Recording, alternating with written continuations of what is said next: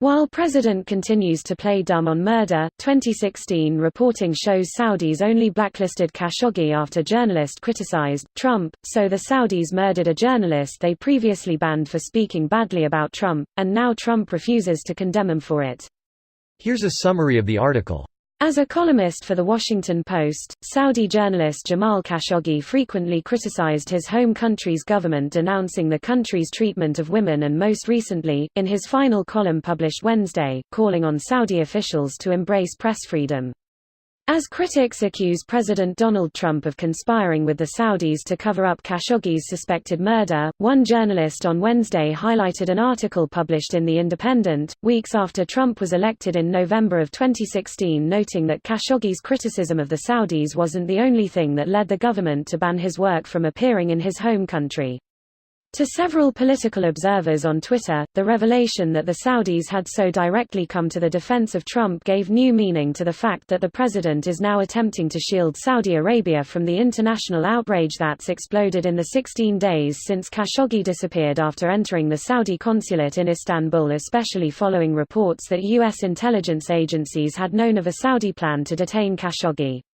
Mounting evidence has pointed to a murder by a hit team with links to MBS, but the Trump administration has criticized those accusing the Saudis of involvement, with Secretary of State Mike Pompeo telling reporters, "We ought to give them a few more days to complete their own investigation," and issuing a reminder that the Saudis are an important strategic alliance of the U.S. and we need to be mindful of that as well. Here's an unsettling historical footnote that now seems rather significant. Saudi Arabia banned Jamal Khashoggi for criticizing Donald Trump. Major element of this to remember, #Khashoggi was banned in 2016 from working in media in Saudi Arabia, because he criticized Trump. So the Saudis murdered a journalist they previously banned for speaking badly about Trump, and now Trump refuses to condemn him for it. This post received a score of 29,615, with an upvote ratio of 80%. Here are the top comments in response to this article. A man was literally butchered alive and we'll all forget about it in a week or so. Jamal Khashoggi. Remember his name. He died for the crime of having an opinion. Nah man, he died for being brave enough to say his opinion and pursue truth even when he had reasonable suspicion he was on the shit list of the type of people who dismember living people. I think saying all he did was have an opinion cheapens it. Yeah, from my understanding one of the reasons Turkey was all over this from the beginning is that he tipped them off he was likely to be killed when he went in.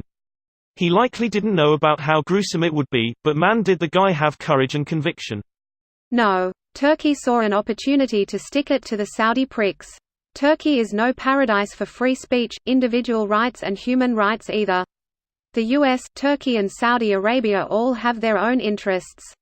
Nobody actually really cares for the guy who was on the receiving end of the bone saw. They all now do the dance to save face and find scapegoats. I didn't mean that they did it for altruistic reasons, but rather that they were watching for it to happen because they'd been told ahead of time. Yes, probably so. Probably knew exactly what was going to happen to him too. It's great that Saudi Arabia is getting shoved into the spotlight. They have been getting away with humanitarian crimes for far too long. Much of the administration applauded them for allowing their women to drive. While this is great for the women of Saudi Arabia, how the hell is that the standard we set for applauding the country? Both Democrats and Republicans are guilty of supporting them. I don't think Trump played a role in the Saudis' decisions though. Everything is under the radar as long as it's not a U.S. citizen. I mean, there was 9/11 though. Are you kidding me? Those planes were definitely flying under the radar.